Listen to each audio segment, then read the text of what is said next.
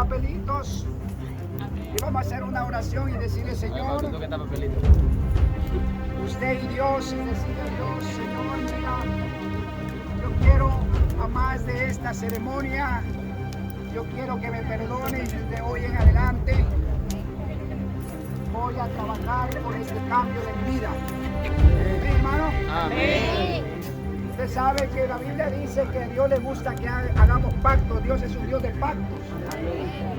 Y hoy vamos a hacer un pacto con el Señor y vamos a hacer eso. Amén. Amén. Yo quiero que oremos y después que oramos pasamos y ponemos el papel ahí sobre eso. Y luego de eso hacemos una oración y le decimos gracias al Señor porque hasta hoy esto ha dado. Amén. Oremos, Señor Jesús. Dios mío, Señor, en esta hora.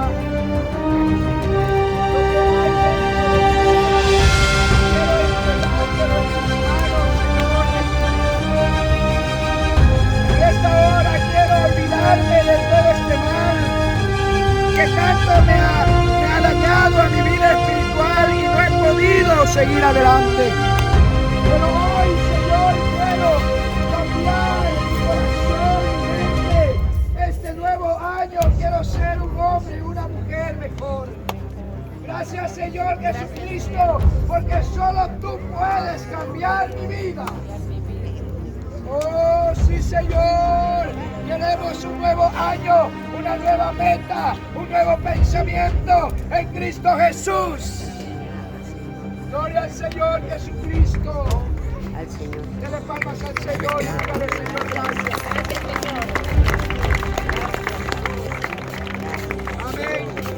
Vamos a pasar, los que tienen, vamos, puedan pasar y poner.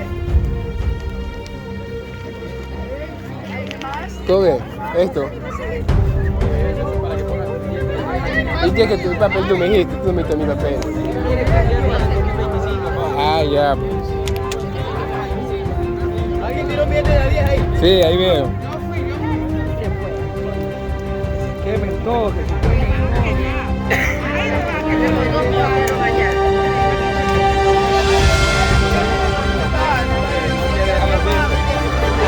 No quiere salir de servicio.